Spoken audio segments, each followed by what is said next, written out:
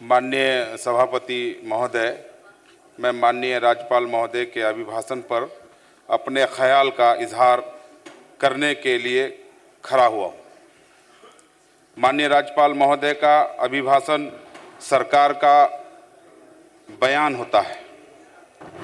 आज पूरे बिहार में अपराध और भ्रष्टाचार चरम पर है। महोदय, मैं क्योंकि 5 मिनट समय है, सब बात बोलना पड़ेगा। हमारे सीमांचल किशनगंज के बारे में कहीं जिक्र नहीं किया गया, जबकि पूरे हिंदुस्तान लेवल पर अगर देखा जाए स्वास्थ्य विभाग इस पर, तो पूरे हिंदुस्तान लेवल में सबसे ज़्यादा कैंसर पेशेंट हमारे किशनगंज जिला सीमांचल में पाया जाता है। एक भी कैंसर हॉस्पिटल वहाँ नहीं है, ना ही कोई कैंसर का वहाँ दवाई का मुहैया किया जाता है। और हमारे किशनगंज में खास करके देखा जाए, बाढ़ क्षेत्र है। 2017 में जब बाढ़ आया था, पूरे किशनगंज जिला बाढ़ से प्रभावित हो गया था। 104 जगह जो रोड का कटिंग हुआ है, आज तक वहाँ धरातल में आज तक कटा हुआ है। और ख़ास करके जो हमारे क्षेत्र में क्या कहते हैं, नदी कटाव है, 7 पंचायत हर साल नदी कटाव से पीड़ित हो जाता है। गांव का गांव काट के ले चले आता है।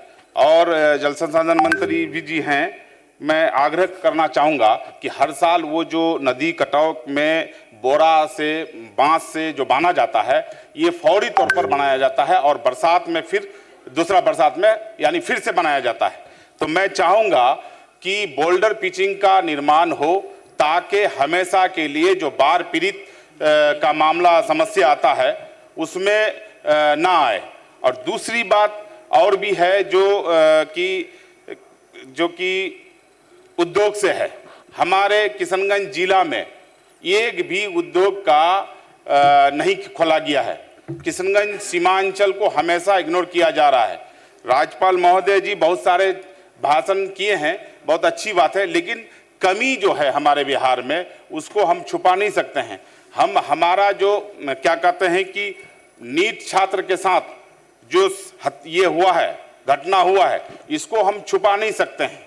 पूर्णिया में जो मर्डर हुआ दिन दहाड़े, जो क्या कहते हैं कि आज तक आसामी पकड़ा नहीं गया। इसी तरह से बहुत सारे समस्या हैं, जैसे कि हमारे क्षेत्र में प्रदूषण से अपंग बच्चा पैदा होता है और नस्ल और फसल दोनों खराब हो जाता है। भट्टा कम से कम 500 भट्टा हमारे जिला में है और नियम के तहत नगर में भट्टा नहीं होना चाहिए। हमारा बहादुरगंज क्षेत्र में कम से कम 25 भट्टा है। क्या सरकार इस पर ध्यान देगा? अच्छा, दूसरा यह है कि हमारे क्षेत्र में जो है आम नहीं होता है, कटहल नहीं होता है और बच्चे जो पैदा होते हैं अपंग पैदा होते हैं। इसलिए हम चाहेंगे कि इसका भी उसमें कोई प्रावधान लाए सरकार, जिससे वहाँ का जो ईटा तस्करी होता है बिहार में बनता है और बंगाल तस्करी होता है, उसको रोका जाए। उसके लिए सरकार को भी ध्यान देना चाहिए था।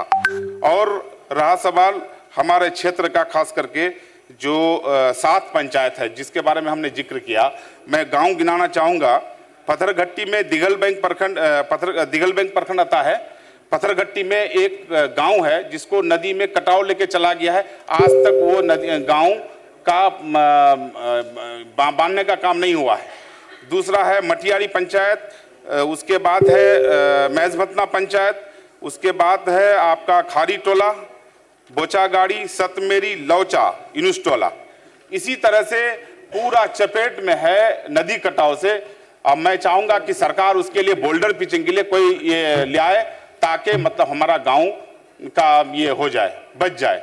और रहा सवाल हमारा जिला में ज़्यादातर केवाला जो होता है, मोटरसन जो होता है केवाला में उर्दू से लिखा हुआ है। हम चाहेंगे कि सब रजिस्ट्री ऑफिस में उर्दू ट्रांसलेटर हो, ताकि जो पुराना केवाला है उसमें उर्दू में लिखा जाए।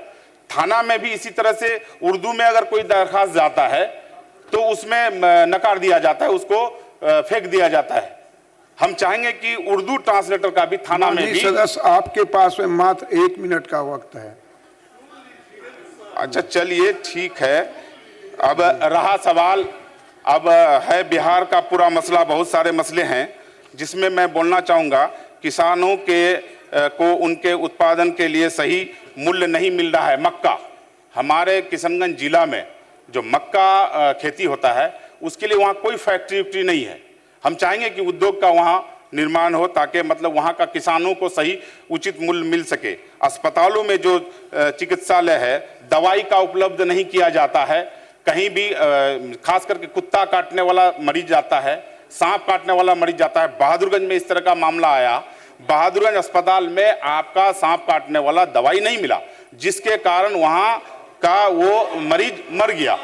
हम चाहेंगे कि ये अस्पताल जो बहादुरगंज का है इसमें जो डॉक्टर पदस्थापित था वो जवाबदेह बनता है, जबकि नियम है कि हर अस्पताल में सांप काटने वाला और कुत्ता काटने वाला दवाई होना चाहिए।